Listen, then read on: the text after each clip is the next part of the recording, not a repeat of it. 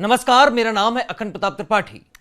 अमेरिकी राष्ट्रपति Donald Trump ने ईरान को 48 घंटों का अल्टीमेटम दे दिया है, जो कि हर बीतते पल के साथ और करीब आता जा रहा है। लेकिन सबसे बड़ा सवाल यह है कि अमेरिका अब आखिर करने क्या वाला है। अमेरिका ईरान पर कितना बड़ा और घातक हमला करेगा, और इन सबसे बड़ा सवाल यह है कि कहीं डोनाल्ड ट्रंप उनकी ये बातें फिर से हवाबाजी साबित ना हो जाए।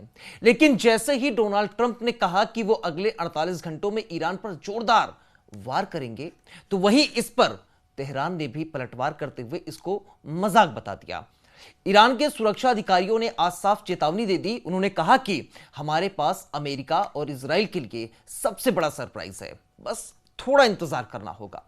ईरान को अमेरिका धमकी दे रहा है, ईरान अमेरिका को धमकी दे रहा है, लेकिन एक बात 100% सच है कि अमेरिका को ईरान ने फंसा दिया है।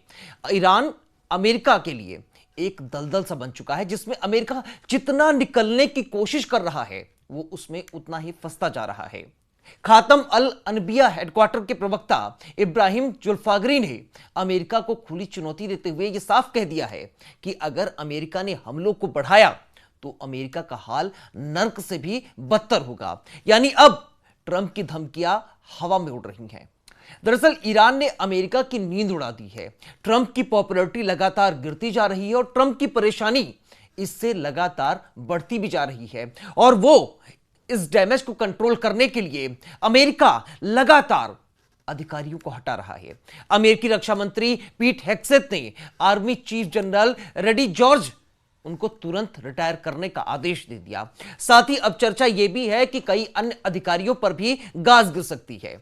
असल में सनकी ट्रंप को लगता है कि वो तो बहुत बड़ा तुर्रम खान है, लेकिन असल में उसकी टीम निकम्मी है। इसी वजह से उसे लगातार ईरान के हाथों शर्मिंदगी का सामना करना पड़ रहा है। यह ट्रंप की हताशा को दिखाता है, क्योंकि वो अभी तक बड़े अधिकारियों को हटाने से बचते रहे हैं। उन्हें लगता था कि ऐसा करने से वो डेमोक्रेट्स और मीडिया के सामने कमजोर होते नजर आएंगे।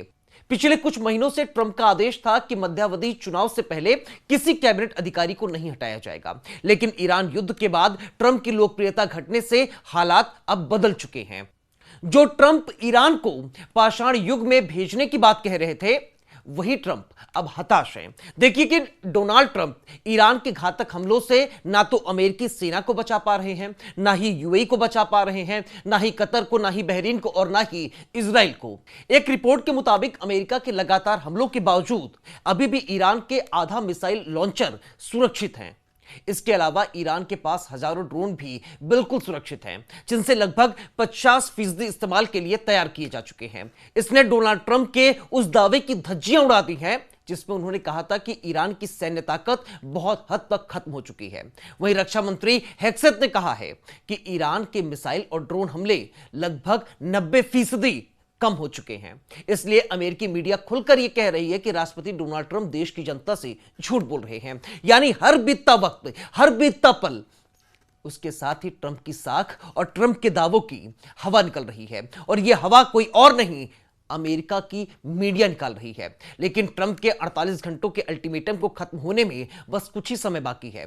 तो अब देखना होगा कि ट्रंप ईरान पर क्या एक्शन लेते हैं, और क्या ईरान का यह बड़ा सरप्राइज अमेरिका इजराइल को झटका देगा।